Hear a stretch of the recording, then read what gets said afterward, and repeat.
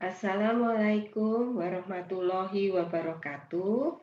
Mahasiswaku dimanapun Anda berada, kali ini kita akan mengikuti perkuliahan di mata kuliah pengantar teknologi pangan dengan materi juga sama dengan judul perkuliahannya, yaitu pengantar teknologi pengolahan pangan. Jadi di sini Ibu akan menyampaikan hal-hal mendasar mengenai teknologi pengolahan pangan. Nah, sebenarnya sejarah pengolahan pangan itu sudah dimulai sejak adanya manusia itu sendiri, karena kita tahu manusia itu membutuhkan makanan, makan. Tidak ada satupun manusia yang bisa hidup tanpa makan. Nah, pengolahan pangan sendiri itu sudah dimulai sejak lama, sejak sebelum ditemukannya api. Seperti misalnya pada pengolahan anggur menjadi wine atau susu menjadi yogurt dan keju, kemudian pengeringan buah dan sayuran dengan menggunakan sinar matahari, itu sebenarnya sudah ada sebelum ditemukannya api. Nah, kemudian setelah ditemukan api, di situ teknologi pengolahan atau teknik pengolahan pangan itu semakin berkembang, dan secara global itu pengolahan pangan itu bisa dibagi menjadi dua kelompok, yaitu dengan tujuan food preservation dan food processing. Jadi di sini ada perbedaan antara food preservation dan food processing. Nah, yang dimaksud dengan food preservation itu adalah pengawetan pangan. Jadi, di dalam food preservation tujuan utamanya itu adalah memperpanjang umur simpan dari makanan, sehingga diusahakan proses pengolahannya itu untuk menghentikan atau memperlambat pembusukan makanan. Selain itu juga untuk mencegah penyakit karena kerusakan makanan yang seperti misalnya penyakit karena pencernaan dan sebagainya. Demikian pula di dalam food preservation juga diperhatikan mengenai nilai gizi, tekstur, dan rasa makanan tersebut dipertahankan, diusahakan tetap sama dengan kondisi aslinya atau kondisi segarnya. Jadi di dalam food preservation tidak ada usaha menciptakan suatu jenis makanan baru yang jauh berbeda dengan bahan bakunya, tetapi di dalam food preservation makanan itu diusahakan berumur simpan panjang dengan semakin dia bertahan pada kondisi awalnya itu semakin bagus. Nah, berbeda halnya dengan food processing atau pengolahan pangan. Pengolahan pangan di sini adalah seperangkat metode atau unit operasi serta teknik yang digunakan untuk mengubah bahan mentah menjadi makanan jenis baru yang berbeda dari bahan mentahnya, sehingga itu akan dikonsumsi oleh manusia menjadi produk yang lebih menarik, memiliki umur simpan lebih panjang, dan jangkauan pemasaran yang lebih luas. Selain itu, tujuan daripada food processing itu memberikan nilai tambah secara ekonomi. Misalnya, gandum diolah menjadi roti. Itu sangat berbeda sekali kondisi bahan baku dengan hasil produknya. Dan dibanding dengan gandumnya, roti memiliki nilai ekonomi yang lebih bagus, membuat produk yang lebih menarik, dan kalau dari sisi umur simpan di sini belum tentu ya, soalnya kalau roti itu memiliki umur simpan yang lebih pendek daripada gandumnya. Terus misalnya ayam, ini daging ayam diolah menjadi nugget. itu juga akan memberikan produk yang lebih menarik dan memiliki umur simpan yang lebih panjang dibandingkan daging ayamnya. Dan masih banyak lagi, pada intinya di dalam food processing itu terjadi perubahan antara bahan baku dengan produk yang bahkan berbeda sama sekali, yang dimana tujuan akhirnya itu memberikan diversifikasi produk sehingga produk akan menjadi lebih menarik dan memiliki nilai tambah secara ekonomi. Nah, yang berikutnya di dalam food preservation maupun food processing ada beberapa teknik yang dikembangkan, antara lain pemberian panas yang biasanya disebut dengan thermal processing atau pemanasan. Di mana pemberian panas, adanya panas, itu akan mengakibatkan inaktivasi enzim atau enzim akan terdenaturasi dan dia menjadi inaktif. Selain itu dapat membunuh atau merusak mikrobia, baik itu mikrobia pembusuk maupun mikrobia patogen, kemudian meningkatkan penerimaan konsumen karena dengan adanya panas beberapa reaksi yang terjadi itu bisa menimbulkan flavor atau rasa yang disukai oleh konsumen. Contoh daripada ini pemberian panas atau thermal processing itu adalah pasteurisasi, sterilisasi, baking, cooking, dan frying. Ya. Berikutnya adalah pengambilan panas atau removal of heat yang biasanya disebut juga dengan cooling or refrigeration atau disebut dengan pendinginan. Dengan penyerapan panas dari sistem itu akan menyebabkan penurunan suhu yang akan mengakibatkan terjadinya pendinginan. Pada suhu yang lebih rendah atau bahkan di bawah 0 derajat, itu berbagai reaksi biokimia yang terjadi pada pangan, berbagai aktivitas biologis itu akan menurun, di mana hal tersebut akan menyebabkan umur bahan pangan menjadi lebih panjang karena reaksi-reaksi biologis, biokimia maupun fisiologis yang terjadi di dalam bahan pangan itu cenderung untuk menyebabkan umur simpan menjadi lebih pendek. Nah, di sini di dalam pendinginan itu ada cooling, ada freezing. Kalau cooling itu pendinginan tapi tidak mencapai titik beku air.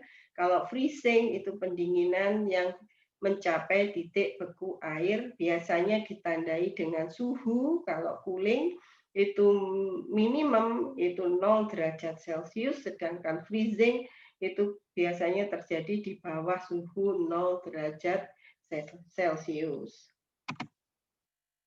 Nah, yang berikutnya adalah removal of moisture atau pemindahan air atau penghilangan kelembapan atau kadar air pada bahan.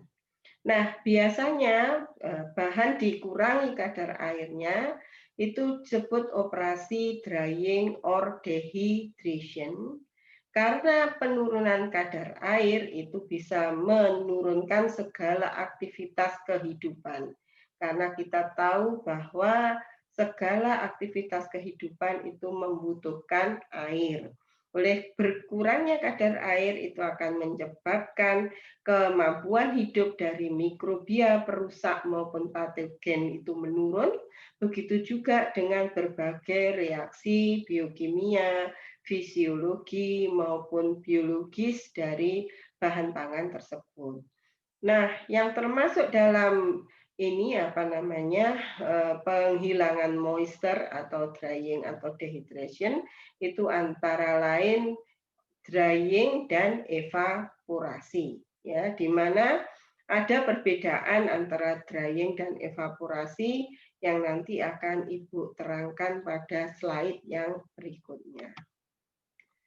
Kemudian yang berikutnya adalah dengan mengontrol aktivitas air atau controlling water activity. Karena dengan adanya air, aktivitas air itu menyebabkan berbagai jenis mikroorganisme itu bisa hidup, di mana nilai minimum untuk aktivitas air yang digunakan untuk aktivitas kehidupan itu adalah 0,75, sehingga kalau kita bisa menurunkan aktivitas air dari bahan pangan kurang dari 0,75, itu akan menyebabkan berhentinya aktivitas kehidupan. Nah, yang berikutnya penambahan bahan pengawet, penambahan garam, penambahan asam, penambahan gula, itu akan memiliki kemampuan menginaktivasi atau membunuh mikrobia. Khususnya untuk garam, gula, dan asam itu bisa menurunkan aktivitas air. Sedangkan berbagai bahan pengawet itu bisa memberi efek racun kepada berbagai jenis mikrobia yang bisa membuat mikrobia tersebut inaktif. Kemudian berbagai jenis teknik seperti pemberian iradiasi, adanya sinar ultraviolet, kemudian high intensity pulse light, kemudian pulse electric field, ada high pressure, ada ultrasonografi, ada microwave, dan lain-lain. Itu adalah teknik-teknik lanjut yang akan memiliki mekanisme yang berbeda dengan yang sudah Ibu uraikan tadi.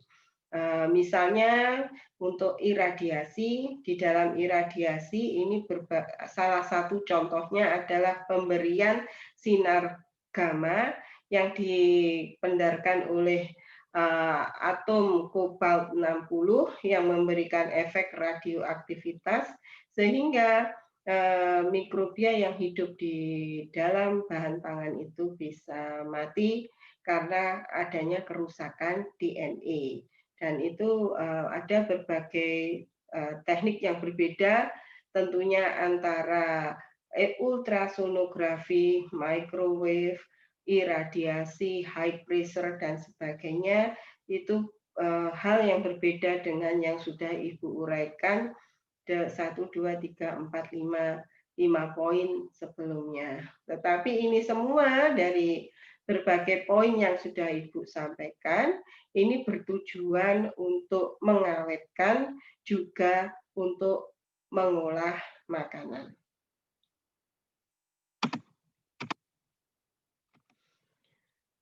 Pertumbuhan populasi manusia di dunia ini yang semakin tahun semakin berkembang dengan banyak, itu membutuhkan penyediaan makanan yang jauh masif lebih banyak dibanding tahun-tahun sebelumnya. Oleh karena itu diperlukan teknologi untuk menghasilkan pangan dengan jumlah besar dalam waktu yang singkat. Oleh karena itu berkembanglah industrialisasi pertanian. Penanaman pangan secara besar-besaran, secara massal, di berbagai jenis lahan dan area dari seluruh bagian dunia ini berkembang dengan pesat.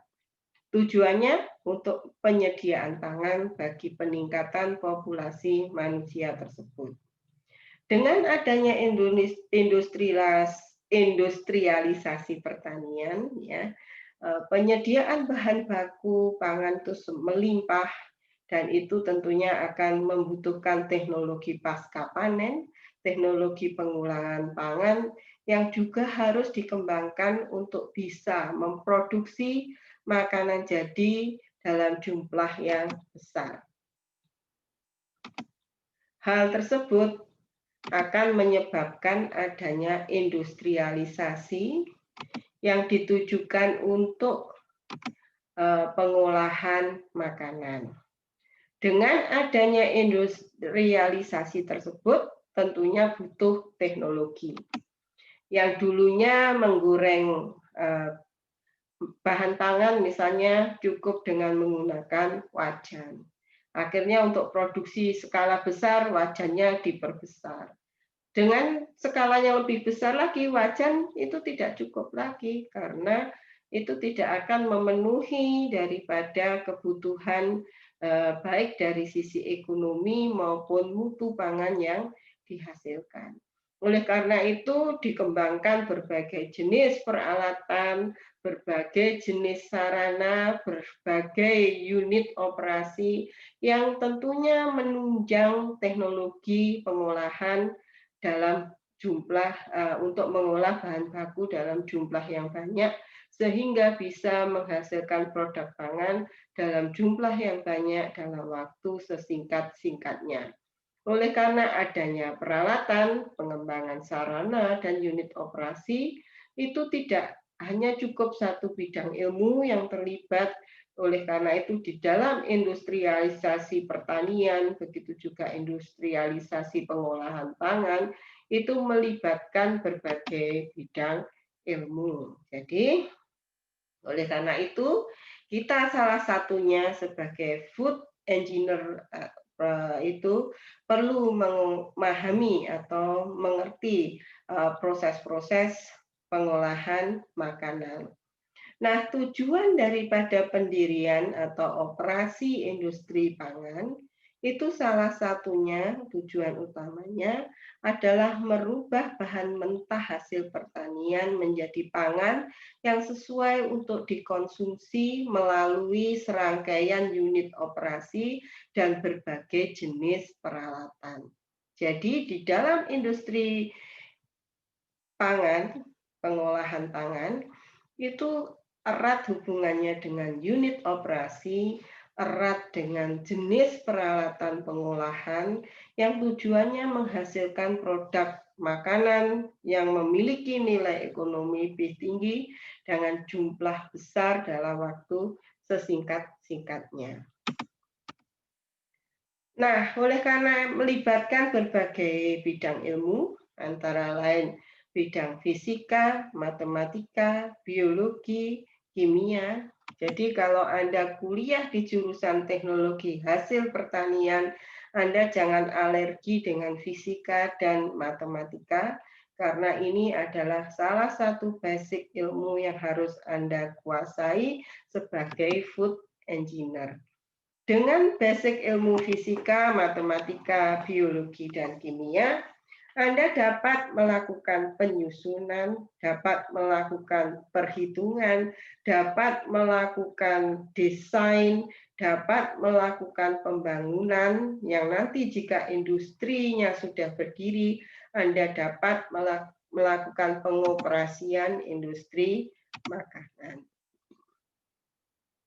Dengan adanya Anda memiliki kemampuan itu, Anda bisa melakukan kelima hal tersebut terhadap fasilitas dan peralatan di dalam industri makanan, sehingga bahan baku hasil pertanian itu akan dirubah menjadi produk pangan yang memenuhi selera konsumen, memiliki umur simpan yang lebih panjang, memiliki keamanan pangan yang baik, memiliki nilai ekonomi yang lebih tinggi, dan yang terbaru sekarang adalah memberikan kepuasan atau memberikan hiburan kepada konsumen. Karena pangan itu berkembang sekarang ini tidak hanya memenuhi kebutuhan pokok, tetapi akhirnya berkembang untuk memberikan rasa puas atau rasa terhibur bagi konsumen. Oleh karena itu kita lihat berbagai makanan yang dijual di gerai-gerai makanan itu tidak hanya berbentuk sederhana, tetapi bermacam-macam bentuk, bermacam-macam warna yang menarik, sehingga makan itu tidak hanya memuaskan rasa lapar, tetapi memberikan hiburan atau rasa puas bagi konsumennya. Nah, ini adalah sekup daripada food process engineering. Nah, dari berbagai definisi yang sudah Ibu sebutkan, itu Anda mengenal proses. Proses itu adalah rangkaian kegiatan yang terdiri dari unit-unit operasi untuk merubah bahan baku menjadi produk. Nah, di sini berarti di dalam proses itu terdapat unit operasi, lebih dari satu, di mana rangkaian dari unit operasi tersebut dapat merubah bahan baku menjadi produk yang diinginkan. Oleh karena itu, kita harus paham juga apa yang dimaksud dengan unit operasi. Unit operasi itu adalah unit atau bagian terkecil dari suatu proses pengolahan di mana di dalam unit tersebut sudah terjadi perubahan baik secara fisik, kimia, ataupun biologi. Jadi bisa fisik saja, bisa kimia saja, bisa biologi saja, atau bahkan ketiga-tiganya mengalami perubahan itu juga bisa terjadi di dalam satu unit operasi. Misalnya, unit operasi pemotongan. Di dalam pemotongan atau pengupasan itu tidak ada reaksi kimia ataupun biologi, tetapi di situ ada perubahan fisik di mana bentuk bahan pangan dari ukuran yang besar akan menjadi lebih kecil dan sebagainya. Jadi tidak harus ada perubahan kimia atau biologi, bisa saja hanya fisik, bisa saja fisik dan kimia, bisa saja ketiga-tiganya. Gitu. Nah, di sini proses secara garis besar itu bisa dibagi menjadi dua kelompok, yaitu antara steady state dan unsteady state, kemudian batch, continue, dan semi-continue. Di sini yang dimaksud dengan proses steady state itu ketika semua variabel fisik di setiap titik pada proses tersebut nilainya konstan dan tidak mengalami perubahan sepanjang waktu pada sembarang titik dalam sistem. Kalau proses unsteady state itu kebalikan dari steady state, jadi di sini variabel fisiknya nilainya berubah dan mengalami perubahan di sepanjang waktu pada sembarang titik dalam sistem. Di dalam perhitungan nanti lanjutnya di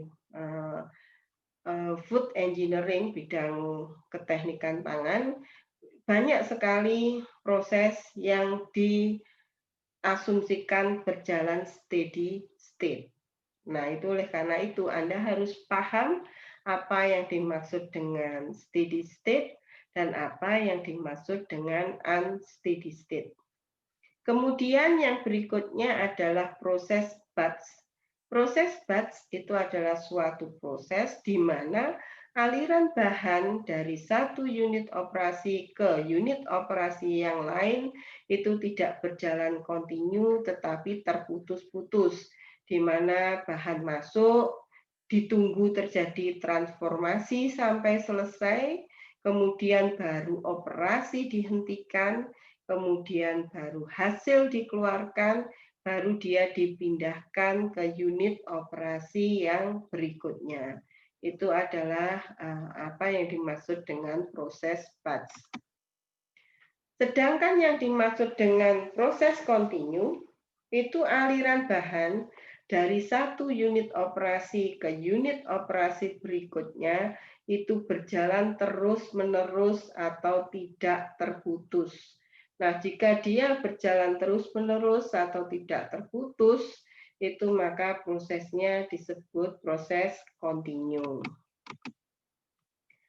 Nah, begitu juga di dalam proses pindah massa, itu ada istilah juga steady state atau pindah panas, maaf. Ada istilah steady state di mana pada tinjauan pada titik yang sama, suhu akan tetap sepanjang waktu pada titik yang sama. Kemudian tidak terjadi variasi kecepatan transfer panas pada titik yang sama. Tidak terjadi perubahan energi pada interval waktu tertentu atau istilahnya perubahan energi dalam interval waktu tertentu nilainya adalah 0. Itu gambaran proses steady state pada pindah panas. Jadi seperti itu gambarannya. Nah, sekarang kita lanjutkan ke proses continue dan batch. Nah, di dalam kedua proses itu tentunya ada keuntungannya dan juga ada kerugiannya, di mana keuntungan daripada proses continue karena tidak ada tahap bongkar muat, itu akhirnya memungkinkan proses berjalan lebih cepat dan dengan hasil yang lebih banyak. Yang kedua, memungkinkan otomatisasi operasi.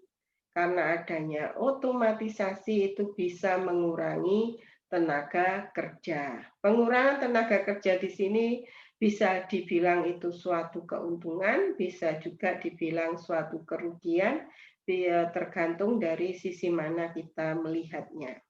Kalau dilihat dari sisi industrinya itu tentu suatu keuntungan karena dengan mengurangi tenaga kerja itu bisa mengurangi biaya produksi setiap harinya. Yang berikutnya dengan adanya sistem kontrol, dengan adanya otomatisasi itu memungkinkan terbentuknya produk dari waktu ke waktu itu memiliki komposisi dan kualitas yang lebih seragam. Atau dengan kata lain, kualitas produk bisa dipertahankan dari lot ke lot produksi. Selain itu, dengan adanya operasi yang berjalan lebih cepat dan dengan jumlah produk yang lebih banyak, itu akan mengakibatkan terjadinya penghematan energi panas dalam jumlah yang besar. Akan tetapi proses continue juga ada kerugiannya. Tidak boleh bahan bakunya itu ada fluktuasi kondisi bahan bakunya, di mana bahan baku itu harus memiliki kondisi komposisi yang seragam dari satu lot produksi ke lot produksi yang lainnya. Jadi dia peka terhadap kondisi bahan baku. Oleh karena itu diusahakan bahan baku yang masuk itu memiliki kualitas yang seragam. Oleh karena itu kalau Anda nanti belajar sistem hazard control point, salah satu titik kontrol yang harus diperhatikan itu adalah bahan baku. Kemudian yang berikutnya, karena ini proses continue itu membutuhkan mesin, membutuhkan teknologi yang lebih rumit dibandingkan dengan proses batch. Oleh karena itu biaya pengoperasiannya biasanya lebih mahal. Dan penghentian sewaktu-waktu itu harus dihindari karena begitu satu titik berhenti, titik-titik yang lain juga tentunya akan berhenti dan itu akan menimbulkan kerugian yang besar. Yang ketiga, fluktuasi permintaan produk itu membutuhkan ketersediaan bahan baku dan produk dalam jumlah yang besar. Oleh karena itu, sistem inventory di dalam suatu proses yang kontinu itu harus disusun secara detail dan hati-hati. Jadi di dalam proses kontinu itu perhitungannya untuk penyediaan bahan baku dan produk itu harus ada sebagian yang disimpan dan itu memerlukan perhitungan dan perancangan yang detail. Yang keempat, karena otomatisasi operasi, peralatannya akan menjadi lebih mahal dan rumit, sehingga hal tersebut membutuhkan adanya dana yang besar untuk membeli peralatan. Nah, di sini setelah kita mempelajari berbagai jenis proses, kita akan mempelajari jenis-jenis unit operasi, di mana yang sudah Ibu uraikan sebelumnya, unit operasi itu adalah bagian terkecil dari suatu proses di mana di dalamnya sudah terjadi perubahan fisik, kimia, maupun biologi.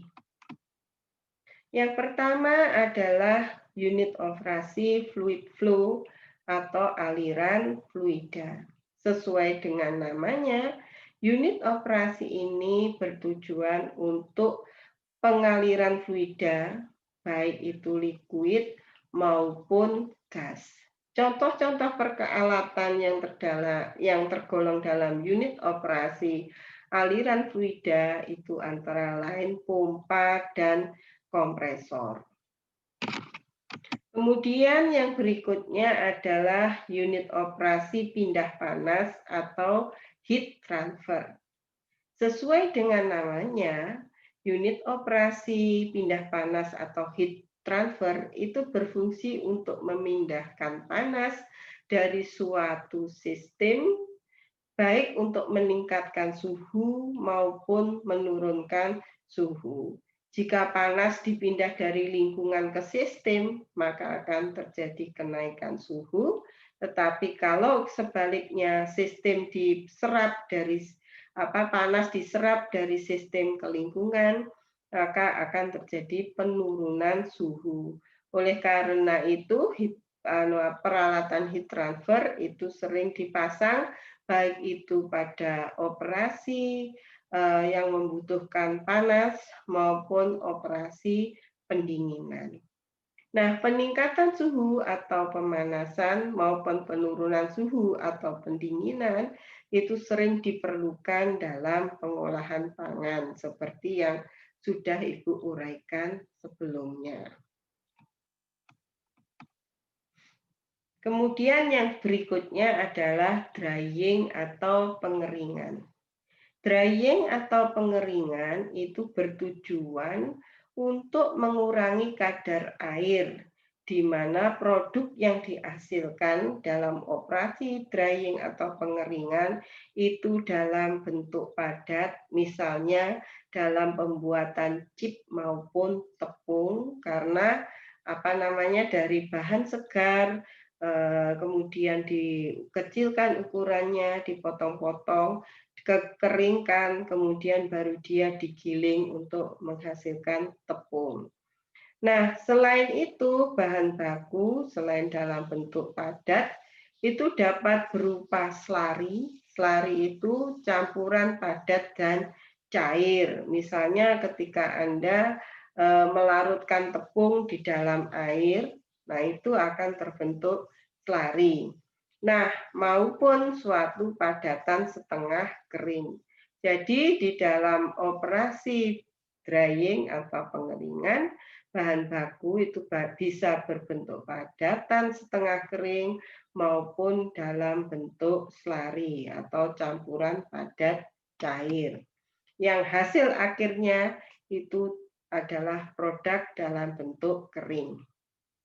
Nah, yang berikutnya adalah unit operasi evaporation atau penguapan. Di dalam evaporation atau penguapan, itu unit operasi ini bertujuan sama dengan pengeringan, yaitu mengurangi kadar air.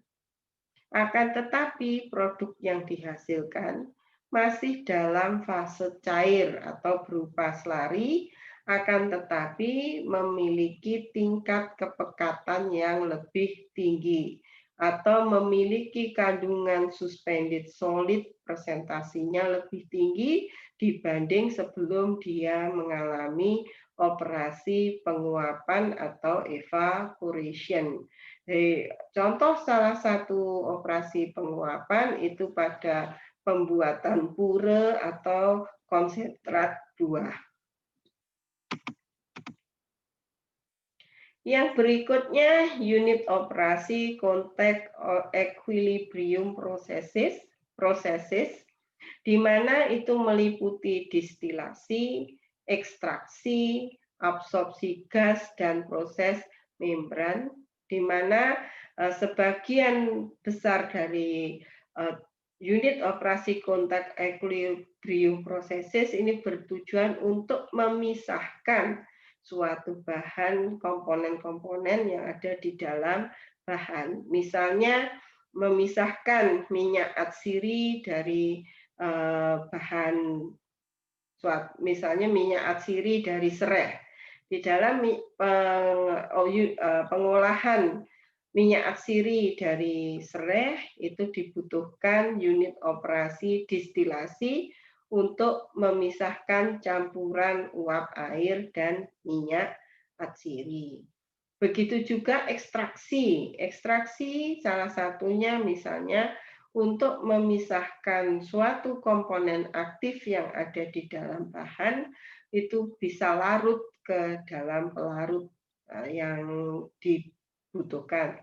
Misalnya ketika Anda mengambil komponen aktif dari teh, diseduh dengan menggunakan air panas, di mana berbagai komponen aktif dari teh itu akan larut ke dalam air. Nah, itu prosesnya disebut ekstraksi, dan masih ada absorpsi gas dan proses membran, tetapi absorpsi gas dan proses membran itu dua unit operasi ini jarang diaplikasikan di industri pengolahan makanan. Di mana di dalam unit operasi kontak equilibrium processes, pada unit operasi ini fluida kerja dikontakkan dengan fluida yang lain atau bahkan padatan, sehingga terjadi perpindahan atau transfer massa, sehingga terjadi perubahan yang diinginkan.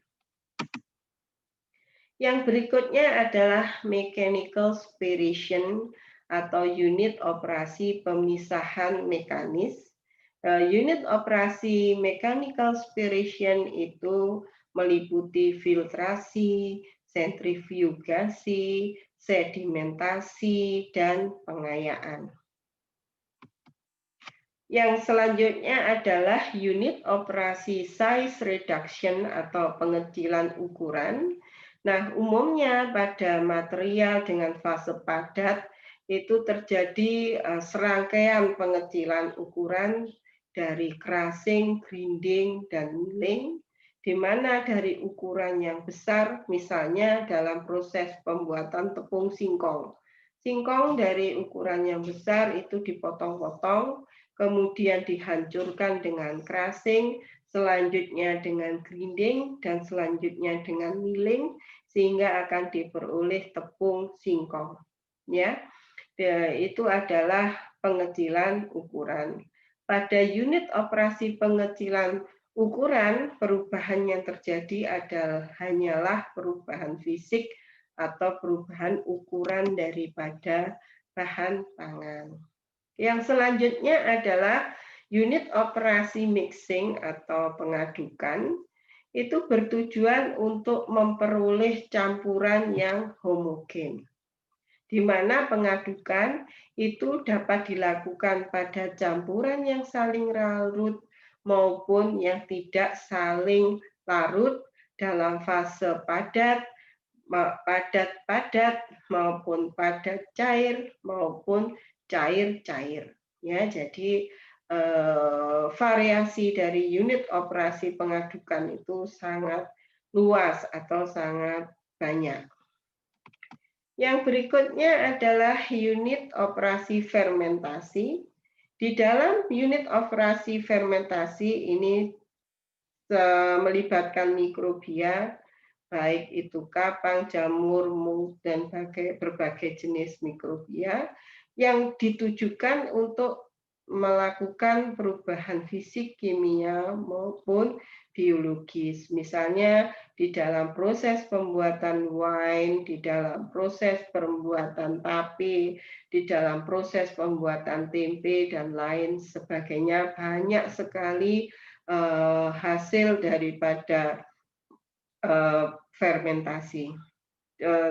Teknik fermentasi ini sudah dikembangkan sejak lama di berbagai jenis makanan tradisional, berbagai jenis bangsa.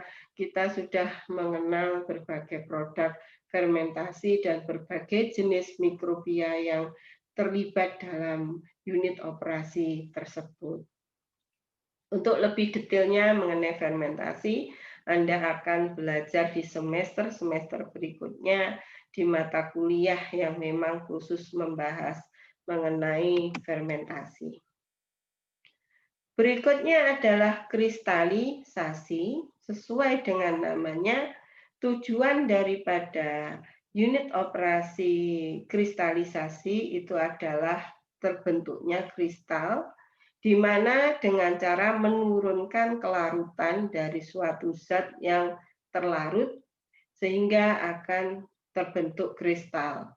Contohnya di dalam proses pengolahan gula, dalam proses pengolahan garam, salah satu unit operasi yang penting dalam proses pengolahan tersebut adalah kristalisasi.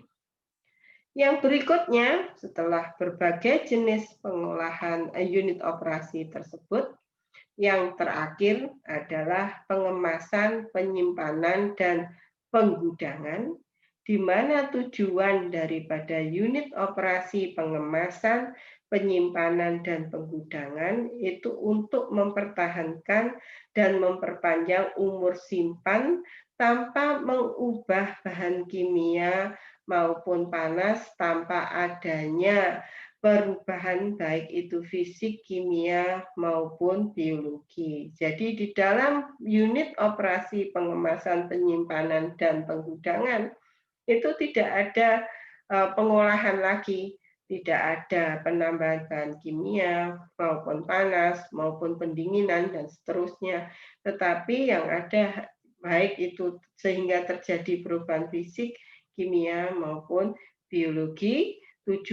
Oleh karena itu tujuan utama dari unit operasi pengemasan, penyimpanan, dan penggudangan itu adalah untuk mempertahankan atau memperpanjang umur simpan. Selain dari yang sudah Ibu uraikan yang sebelumnya, ini terdapat berbagai unit operasi baru yang dikembangkan untuk tujuan pengolahan pangan, antara lain ada ekstruksi, ada vacuum frying, ada ultrasound, ada iradiasi, ada atomic heating, ada microwave.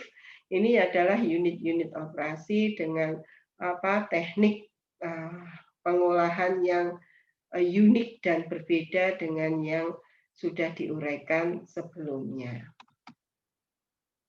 Nah, penunjang tujuan lain dari food processing itu adalah meliputi diversifikasi produk untuk memenuhi kepuasan konsumen dari sisi rasa, nutrisi, selera, juga untuk meningkatkan pemasaran, juga untuk produksi food ingredient seperti untuk isolasi dan sintesis dengan tujuan kesehatan. Demikian juga untuk penyediaan bahan baku, sehingga pangan itu tidak hanya menyediakan kebutuhan pokok, tetapi juga untuk memenuhi kebutuhan sekunder yang seperti Ibu sudah uraikan sebelumnya.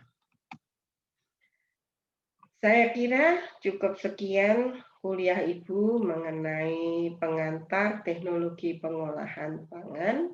Semoga Anda bisa memahami uraian Ibu dan semoga ilmu yang sudah Ibu berikan pada sesi ini bisa bermanfaat untuk pengembangan diri Anda pada semester-semester yang berikutnya. Untuk pertemuan selanjutnya kita akan mengupas lebih dalam mengenai unit-unit operasi yang sudah Ibu uraikan pada pertemuan kali ini. Saya kira cukup sekian. Wassalamualaikum warahmatullahi wabarakatuh.